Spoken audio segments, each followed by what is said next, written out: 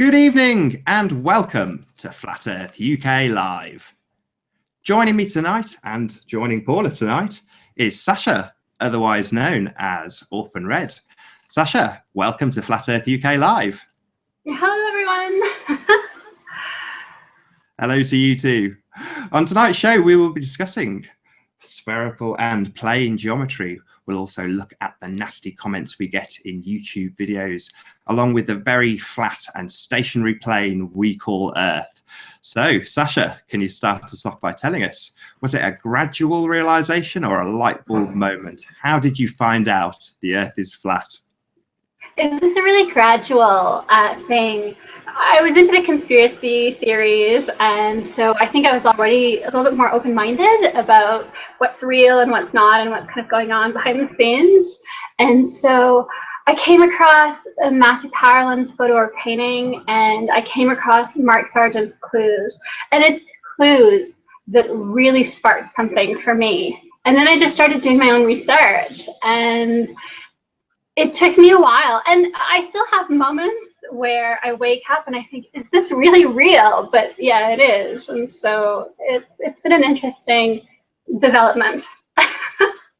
So would you say you're still on that gradual sort of learning curve then? You're still not 100% convinced? Well, I'm convinced that the Earth is not a globe. And I'm convinced that the flat perspective is more accurate. Definitely, yes. Yeah, so I mean, you've obviously done quite a bit of research and put out some really good videos on this subject, which we'll get to a bit later. But you've also dealt with some of the really nasty comments, and I wanted to get that out of the way first. Can you tell us a little bit about that? Well, I had to do a mean tweets type video just to deal with it in my own way. There is so much aggressive hatred for flat Earth, videos for women who put themselves out on YouTube in any way. When I first looked at starting to do these videos, I looked at some of the science girl type videos, and they get horrific comments. And I just decided to do my own approach, be more myself, just kind of amp it up a bit. And it's really shocking, just the level of inappropriate, obnoxious behavior. Yeah, it's really surprising. And it's really disappointing, to be honest, because we think that we understand social norms in our society, that even if no one's watching, we kind of think that people still try to behave well towards one another.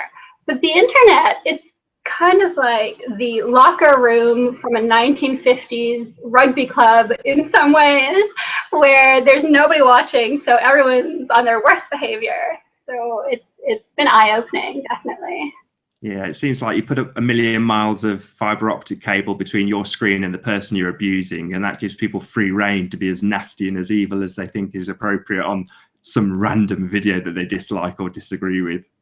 But it shows me that people are deeply unhappy, and that people are really struggling with a sense of self, with how to establish a strong sense of self. And I think in society we're not giving, and I think for men in some ways, maybe in a more pronounced way, we're not necessarily giving them a way to establish a sense of male. I am strong, I'm powerful, I'm masculine. I think there are a lot of things in society that undermine that. And I think that for some of those people, going on the internet and asserting that they're right, that they are powerful, that they have the power to hurt you, to put you down, I think that that feeds something in them that society has caused. So I really don't think it's the fault necessarily of the trolls. I think as a society, as a community, we need to look at ourselves and what norms we're setting, what standards we're setting, and what are we allowing? What kind of marketing are we okay with? And in terms of defining our roles in society. The negative parts of that, but you reflected it back onto those people, whether it's their fault or not. You were there holding up a mirror to it in that most recent video you did about 10 days ago. I mean, can you, without me dicing up exactly what you did, can you talk us through how you came to do that video and what you actually did on it. Right, sure. So I called into a radio show and I was on mute. The call lineup was muted and the host didn't realize it. And so one of the hosts made fun of me while I was listening. I could hear him. They were on break. And it just hurt my feelings so deeply, because I thought that I had a friendship with this person. And also, whenever you call into a radio show, even this, you're putting yourself out there publicly, and there's always going to be a certain sense of self-consciousness. And because I get these judgments sent to my inbox and comment section, I think there's a sensitivity about, okay, I'm going to say something, people are going to react, they're going to judge me for it. And so there was that extra vulnerability. And so when I heard the comment, I was very hurt, and I just decided this is just not appropriate and it's unnecessary. We're not children in a kindergarten, we're adults, and there's nothing preventing us from regulating ourselves and each other. I don't think we need paid policemen to make us behave well. I think that we can do it ourselves and work with each other in ways that kind of elicit that. So, and also I've been getting terrible rape threats as well on my YouTube comment section. Really? Yeah, and scary ones actually. and so I just thought, rather than kind of accepting this, and also people don't see it, so the trolls that want to hurt me, they think that nobody else is doing this, so they need to do it twice as hard. So I thought, okay. You also summed it up quite nicely. It's like, what standards are we setting by allowing this to happen? I mean, obviously you can focus on it as you as an individual, but it's about a sort of community standard that we shouldn't have to allow or accept. Would you agree? Definitely. And I think we have to recognize that it's not just about saying the baddies aren't allowed to hurl insults.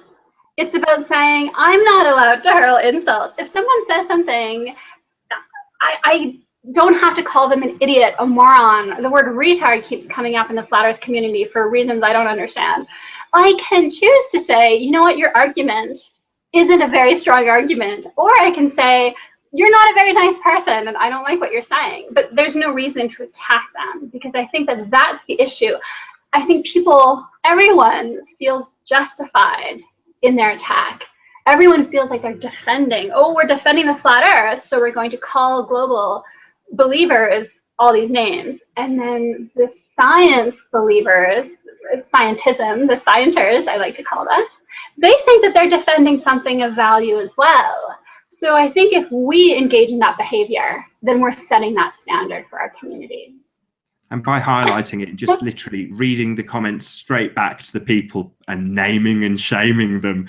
It was, I don't know, it gives me goosebumps just thinking about it now, but it was so simple. And I'm not saying that to put it down, but it was just such an eloquent way of holding a mirror up to these people and saying, this is what you're actually saying to me. And I bet the people who heard that sunk so low into their chairs when they heard it.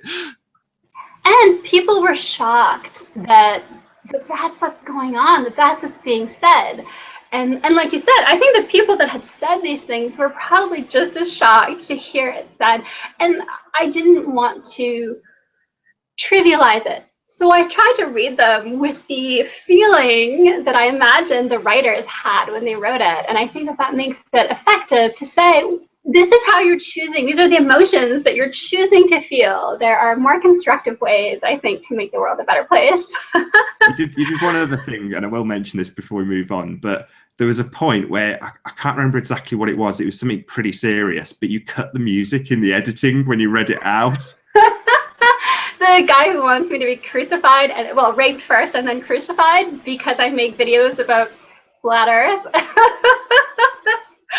Just unreal.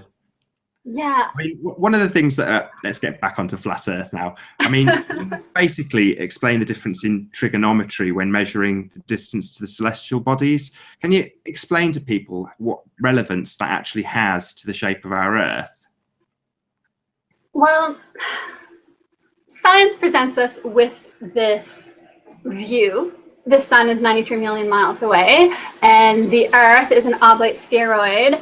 And the problem with this is that all these facts were established in different eras. So initially, the Earth was a perfect sphere, and the celestial bodies orbited in perfect circles, and it was all God's plan. And then they made other theories based on that assumption.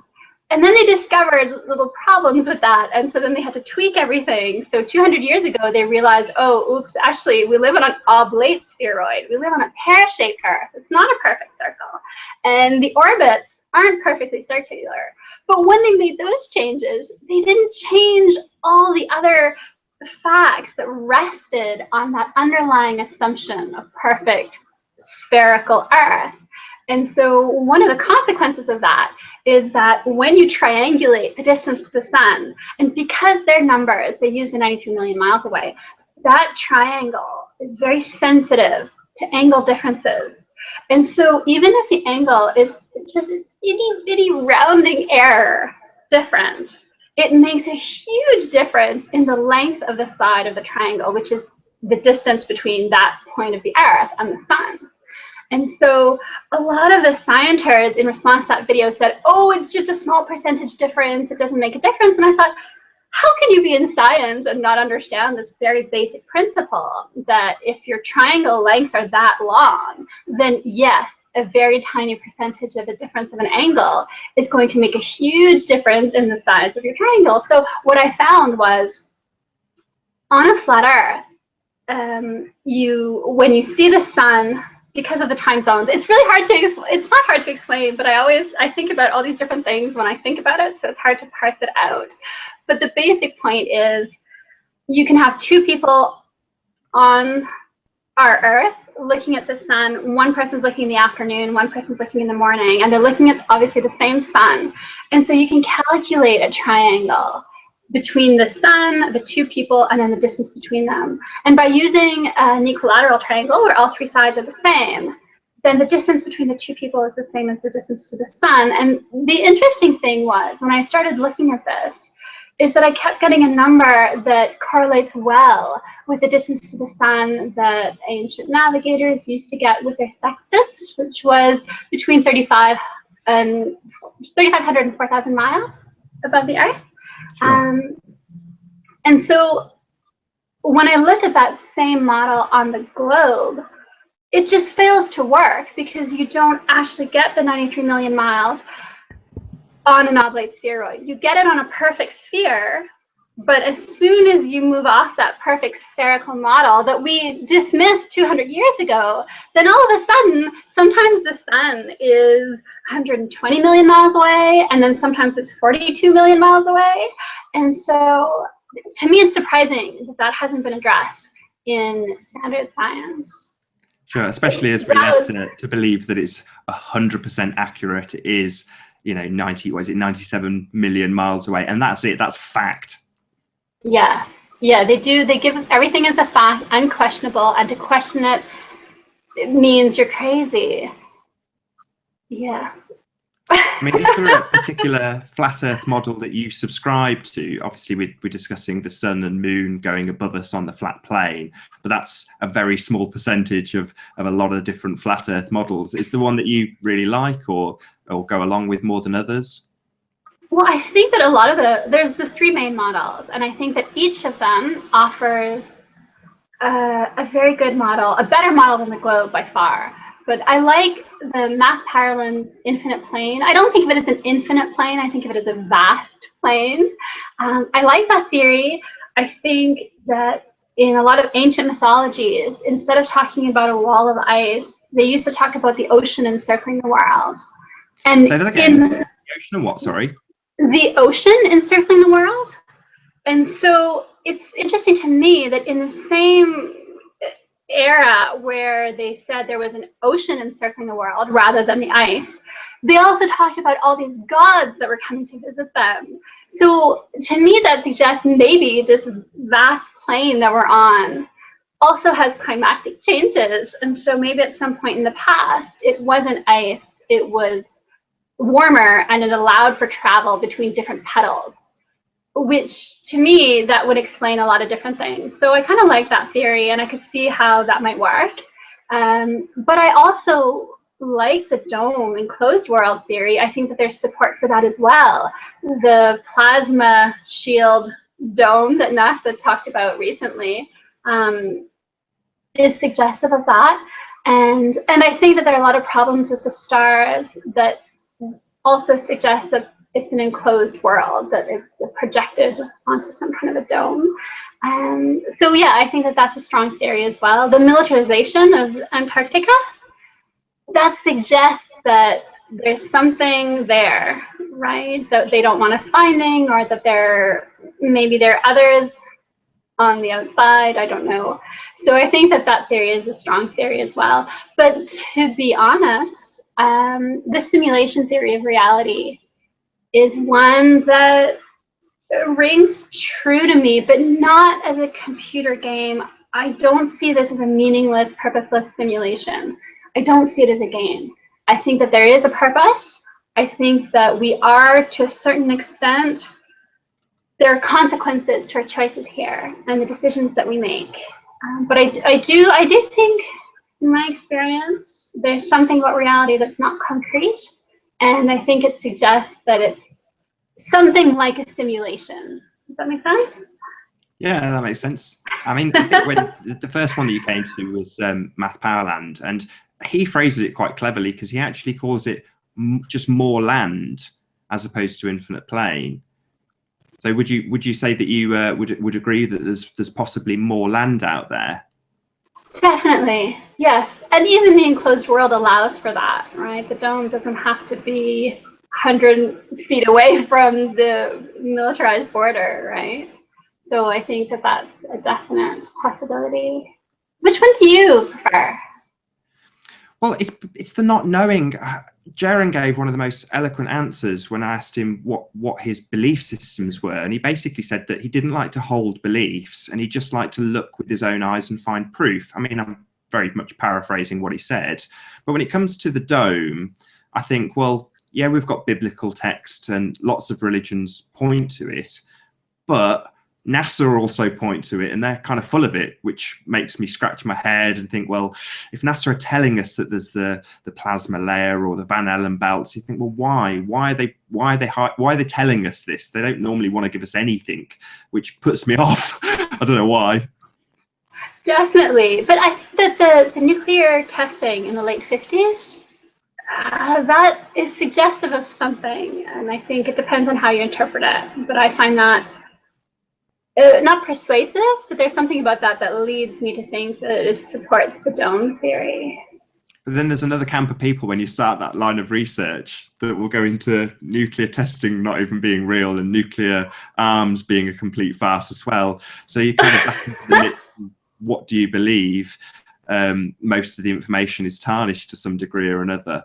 I mean, talking of the information, you've obviously educated yourself hugely in flat Earth. Do you find that that's any less respected for being a young woman? Okay, well, first of all, I'm not young. I don't know how old you are. You look young. Thank you.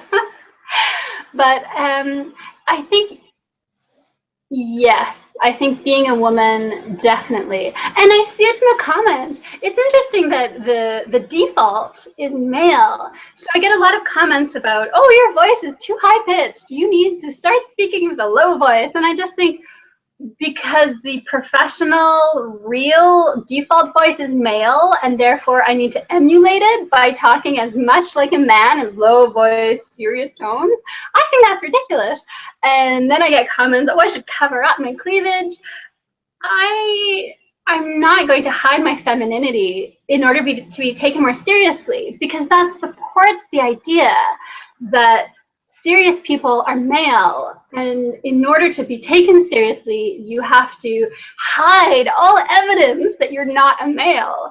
And so that's why I emphasize, I suppose, my feminine qualities, because I really want to move away from this idea that information that comes from a male is somehow to be taken more seriously than information that comes from a girl with this ponytail and this glitter. Because people need to start realizing that's what got us into this situation in the first place. You need to evaluate information on its own merits. You can't judge the person telling you something and then trust that that determines whether the information is good or bad. So will the potential for the realization of flat Earth become dogmatic, or do you think the way our world works will change again in future? I think there's more to this than the flat Earth. And I think that right now we are being given an opportunity to demand a change that will allow us as a society to get access to the truth.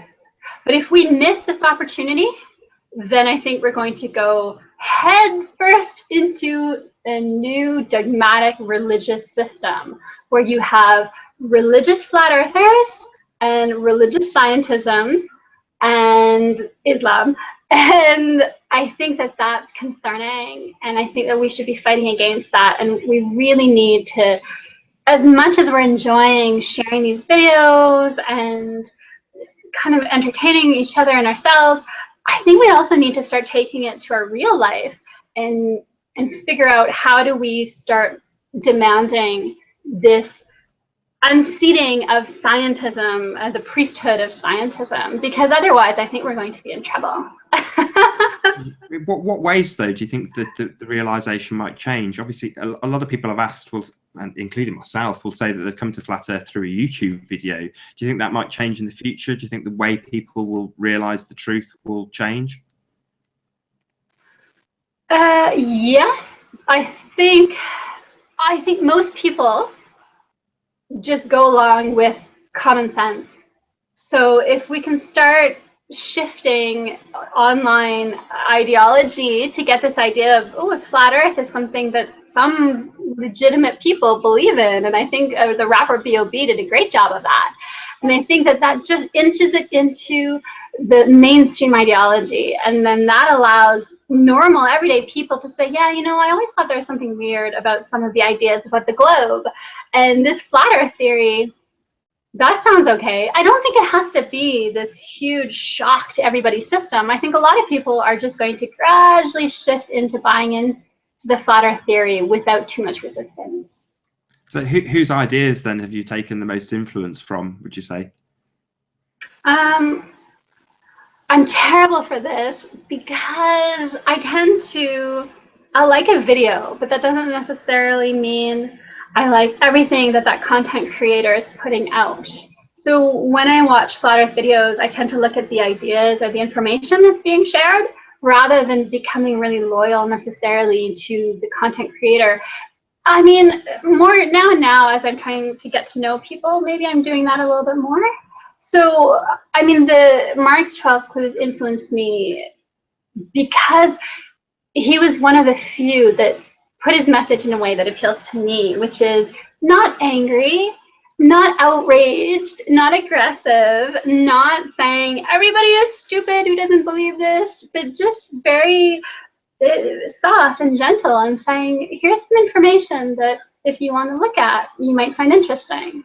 And so I think that was the most influential approach. Was it the historical facts that were in those videos, or was it the more questioning nature of it? But he brought all these different ideas together, and it was a lovely theory, or it was a lovely idea, like candy. The German video with the flights not mapping onto a globe, that was more substantial for me.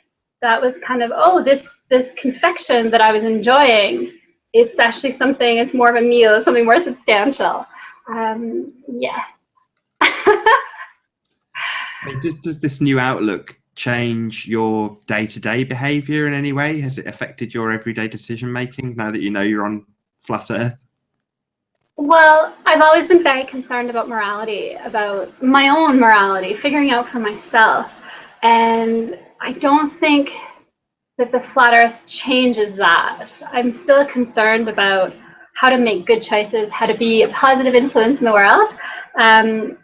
In a way, though, I think it's made me less angry because I see all this anger and I realize that I don't like it. And so I think it softened me more so than other things.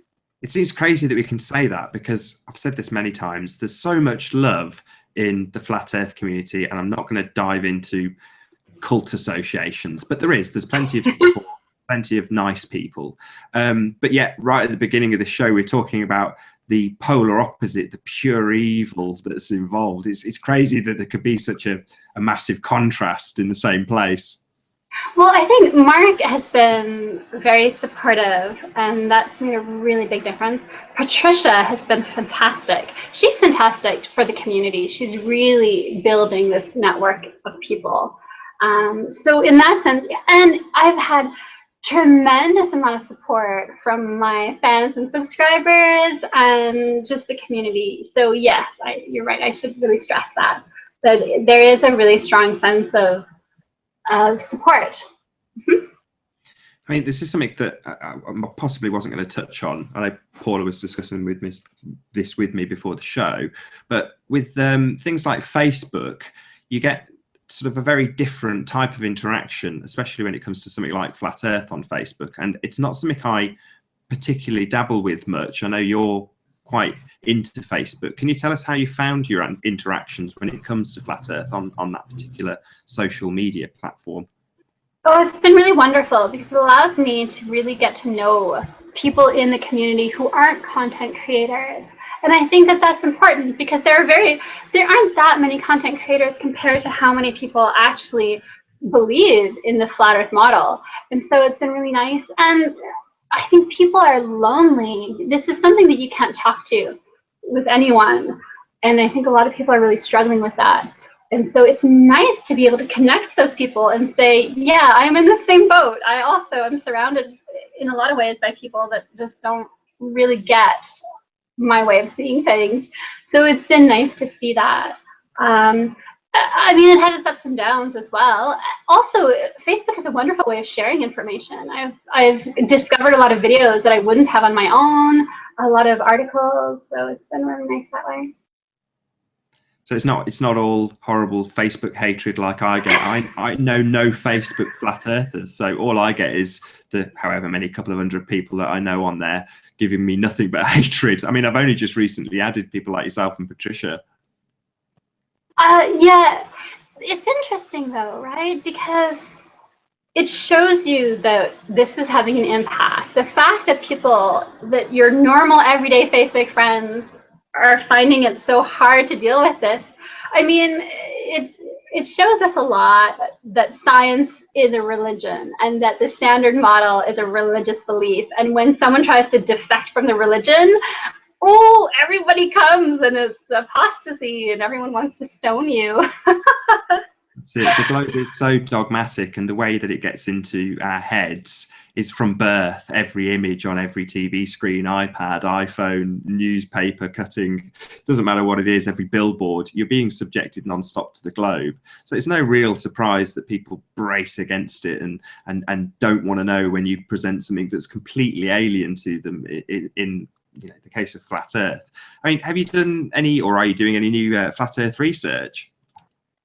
I'm doing videos. I do thought experiments. I just finished a really boring video on the gravitational wave, so I have to edit it this afternoon because it's so boring. Why do you say it's boring? I don't know, it's a good subject to rip apart. Yeah, I really wanted to cover this because I think that we really need to think about it and talk about it, discuss it in society. So I will put it up, but I have to do some work on it. But in terms of experiments, I think that I do get a lot of comments or emails from people saying, please do an experiment to prove the flat earth that I can then share to all my friends to convince them that the earth is flat. And I think that's how we got here. That's the problem, that someone does an experiment and then everyone just buys into whatever they conclude. And so I don't find that to me, it's just not my way of finding knowledge. So, because when you design an experiment, then there's a lot of room for error, and you're using your underlying assumptions about how things work. and then you have to interpret the result, right? There isn't a clear conclusion of truth. It's just a result, and then you kind of interpret that. So I don't really do experiments. I read a lot of science journals. I read a lot of the new research that's coming out. I'm really interested in physics, and so I do try to keep up to date with information that's coming out of published research in that field. And then I think it's about cross-domain application. It's about taking information that's being given here and trying to figure out, does it support the knowledge that we have in other fields? Because that, I think, is the weakness in science, is that everything's so compartmentalized. So when they discovered, oh, the Earth is not a sphere, they didn't take the time to say, what are all the other things that we've said are true that need the Earth to be a sphere in order to be true? They didn't do that. You publish a paper and then you move on. And so that's, I think, what I kind of see my role as, I guess, is I'm trying to figure out, okay, this new finding, what does that affect? And what does it undermine? And I think that that's a useful thing for me to do anyway. Once you've thrown away those assumptions, though, do you have to have completely blank page thinking, or can you just pick apart what you find on the internet or in books and weigh it up on its merits? I try to look at what is being assumed in the interpretation and conclusion. And I'm always trying to keep my own underlying assumptions in check. And that's why when you ask me what flat earth model that I prefer, I don't really give a solid answer, because I think you have to be open to the idea that you're wrong, that some of your understanding of the world is wrong, and to never really say, I have found truth. I found something that rings true to me, but it's not necessarily true.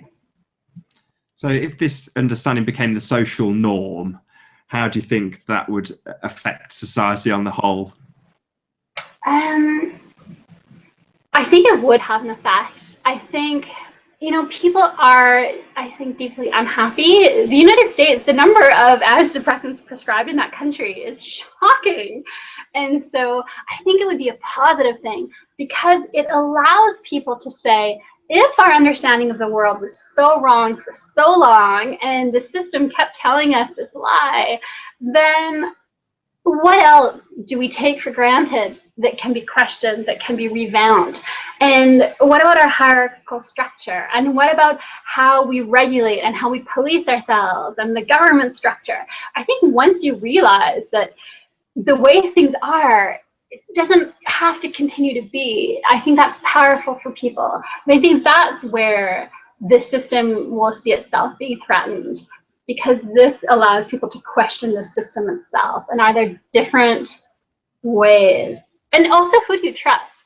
Because once we realize that NASA has been just putting out false information, and that upper echelon scientists have either gone along with it or just don't have the cleverness to figure it out themselves, then you realize, okay, this is just a religion that's just been very powerful, and it's a set of beliefs that don't necessarily correspond to anything real.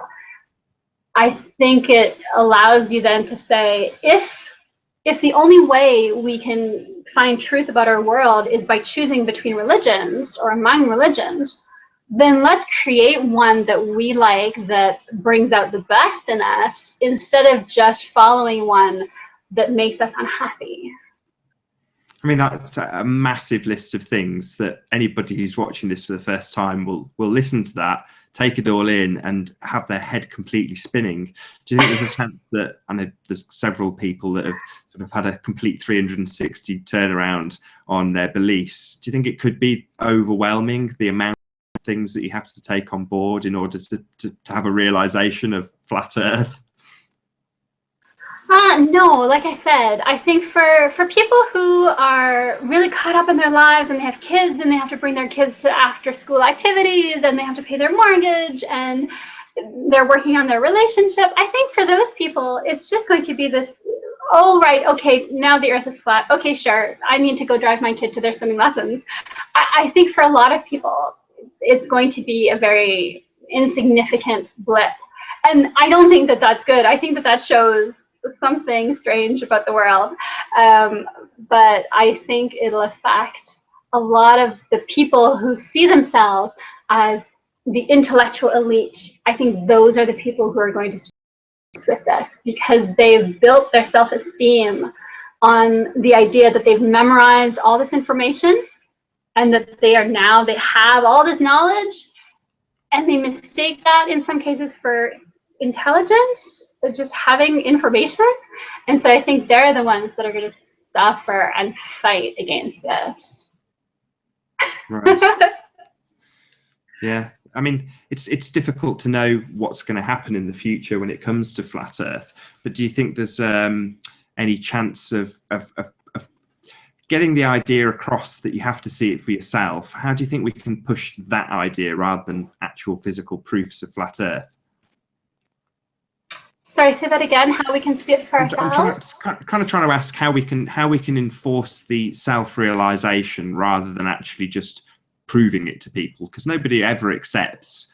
It doesn't matter how good your experiment is, people will brace against it with the education system. There must be a way that we can get people to actually look with their own eyes and see for themselves. I mean, I'm just fishing for ideas that you might have on how we could do that. I think you have to offer people a belief system that is better for them than the one they currently hold. And you have to make it easy for them to switch. And I think it's already easy for them to switch. Well, the ridicule and the mocking, that's one thing that's preventing more people from transitioning to the flat Earth model. But I think we need to build a structure around it.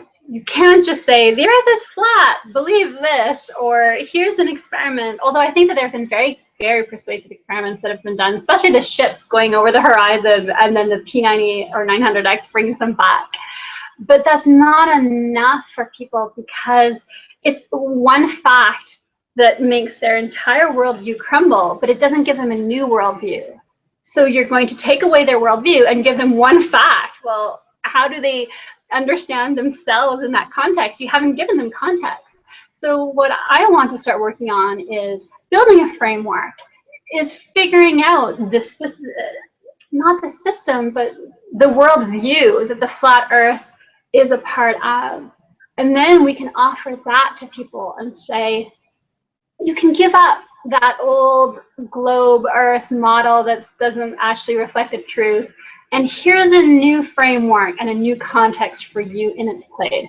And then I think you'll see people moving to this new idea. I mean, why is it important? I'm hoping you can sum this up quite succinctly, but okay. You said if you've got kids and you've got, you know, your life going on, you'll be able to switch quite easily and say, okay, fine, it's flat, I've got my taxes to pay. But why is it important? What is the big deal with flat Earth? It's important because the globe model supports a hierarchy of knowledge and information, and it allows for the hierarchy in politics and in society. So rather than rewarding intelligence, we reward the accumulation of rote memorization and facts that aren't questioned. We don't reward abstract thinking. We don't reward people who are able to take ideas and apply them to different domains, to different fields. And so that's why this is important, because once you realize that this entire structure that we've built for humans, we've built this idea that you have to be at work at 9 a.m. and then you get to leave at 5. And if you're a good person and you're a good employee, that's what you do. But why do we have to start work at 9 a.m.? That's too early. Is there this, who established this rule? Oh, well, you have to because that's what's done. Okay, but why is it done that way? Everybody hates having to be at work at 9 a.m. except for 7 people in HR who aren't happy at home, and so they'd rather be at work than at home. So they make all the rest of us get up at ungodly hours to be at work by 9 a.m. And that's the whole point, right? We have this whole structure that makes us unhappy, and we go along with it because we think that there's no alternative. And that's the power, and that's the good in the flat Earth ideology is it says we're not having to fit into a system. We create the system. And the globe Earth model has all these assumptions, has all these meanings for people. You're insignificant, and this is this indifferent space, and you're just this little blip, and you just have to fit in and do what you can to get as much money as you can before you die. Whereas with the flat Earth model, it brings you back to this idea that actually, no, this is created, this is designed. And that kind of puts this idea in your head that, you know what, people can create things, people can design things, we can decide to build a structure. Well, how about let's decide to build a social structure that works better? How about let's build a work structure? How about instead of working 9 to 5, because that's how it's done, how about we work noon to 8? Or better yet, noon to 5, and just be more productive and spend less time on the internet at work. So I think that it's this freedom of how you see what has to be and what can be. And that is what I think is so exciting about the flat Earth model. I think you summed it up really nicely when you said significant. On the flat Earth, we have significance, we have meaning. On the globe Earth, we are completely and utterly insignificant. We're a speck of dust in a whole load of soup of nothing. And I think that some people have told me that actually the globe Earth model also promotes this idea that you're special because we're the only life in the universe. But again, I think that also promotes this idea that if it's so meaningless that if you just want to chase money and step on everybody around you in your race to that goal, then that's okay.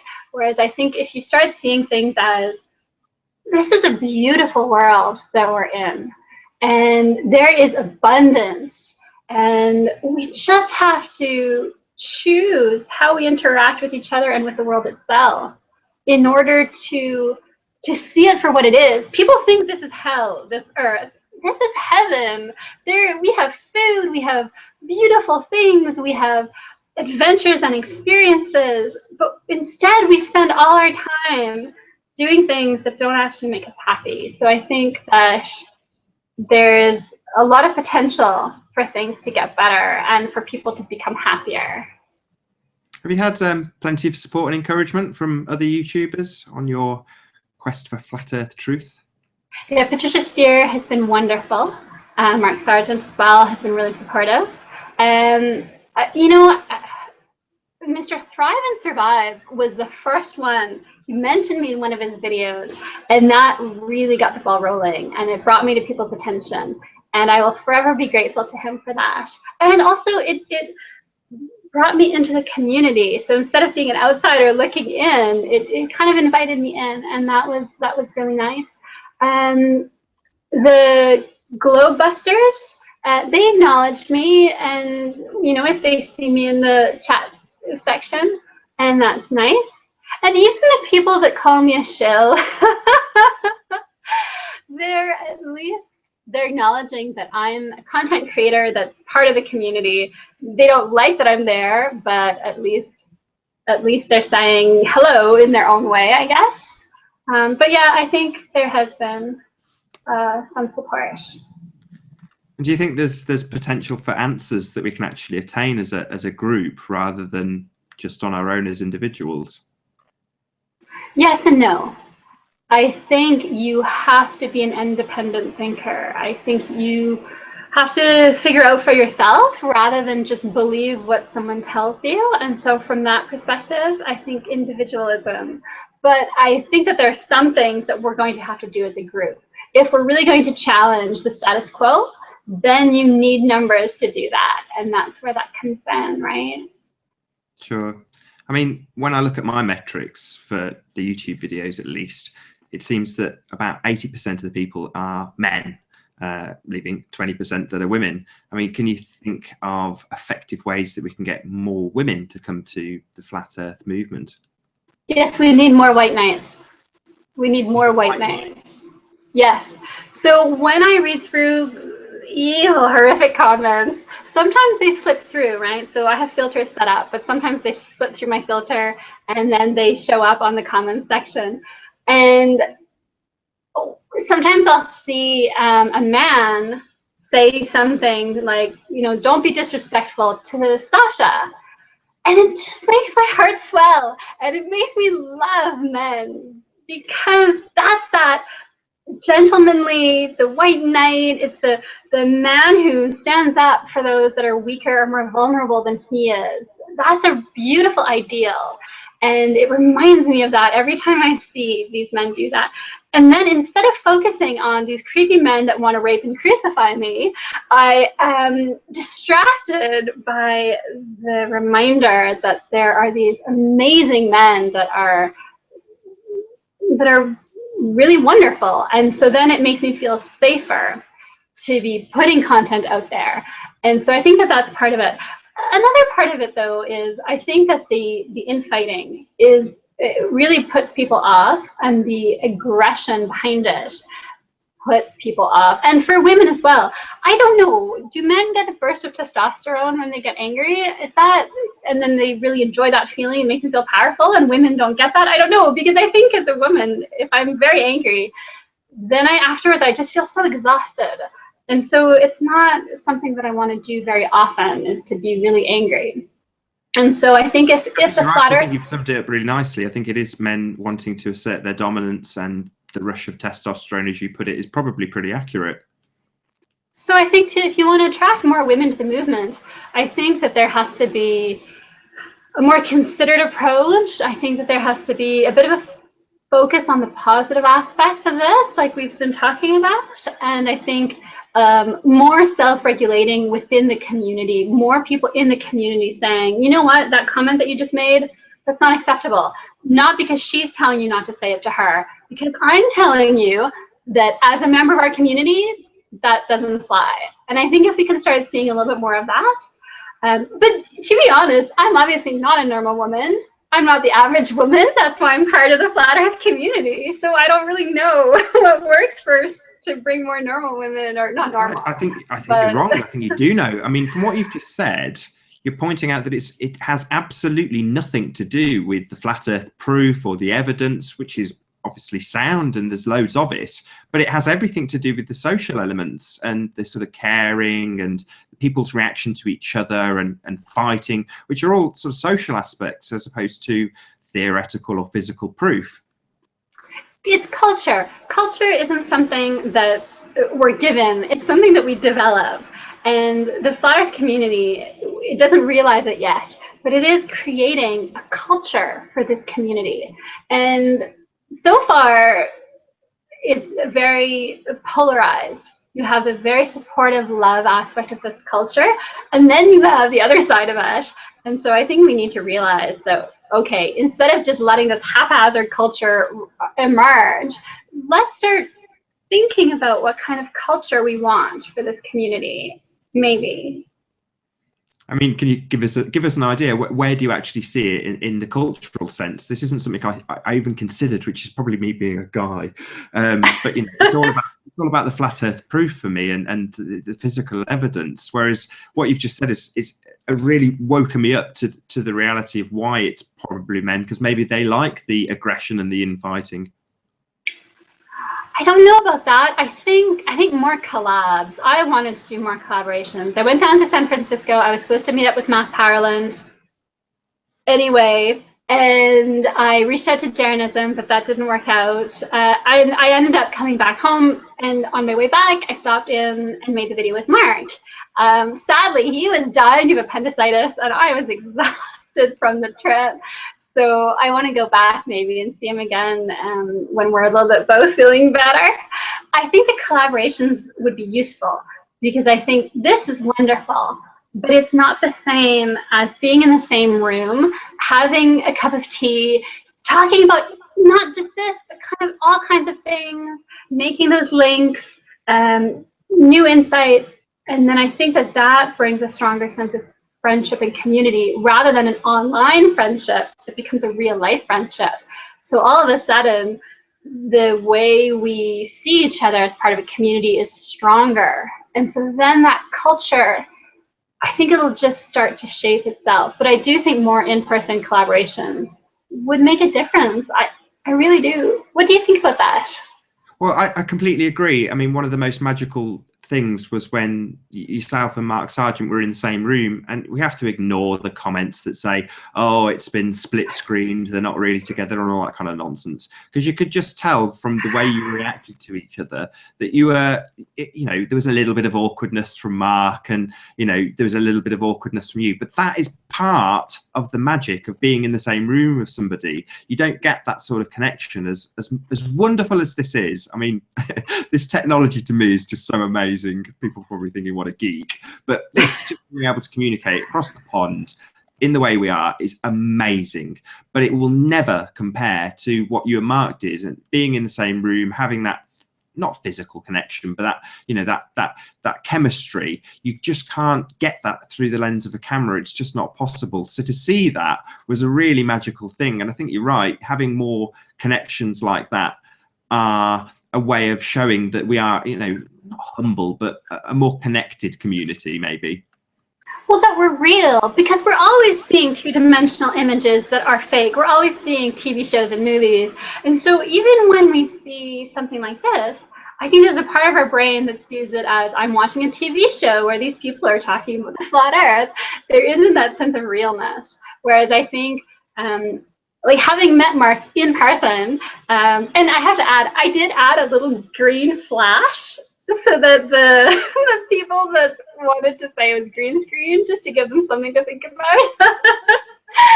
But I think that having met him in person, you know, you see the person as a real person in a very different way, and they become more real in your own life. And I think that that's important for content creators. And I think that there would be less infighting if we were meeting each other at conventions or conferences and having a glass of wine or non-alcoholic beverage together, just getting to know each other as people. That would be awesome. I mean, before we wrap up in a few moments' time, talking about Fakery, just because this is obviously a flat earth show, are there particular parts of the glow model that you now look at and kind of smile or laugh at and think, God, this is a complete farce? I take the opposite approach. I'm surprised at how wonderfully clever these people were that kind of came up with this model that's so inaccurate. Oh, definitely. It's got to be admired in terms of the tenacity that they've had to get it so sort of sorted and have all these answers worked out. It's amazing. They really sold it. And even like the distance to the sun, the fact that that actually doesn't work, that the angles, that you can't have someone in Africa and South America looking at the same sun and it being 93 million miles away and the earth, like the fact that they've managed to just gloss over that. Oh, don't worry about that, everybody. Just, it's 93 million miles. Just believe us, it'll be fine. Like, I just think that that's amazing. The amount of power to shape people's beliefs with just pictures and even textbooks. And so I think it's wonderfully entertaining, I suppose, the glow birth model. And you know, yeah.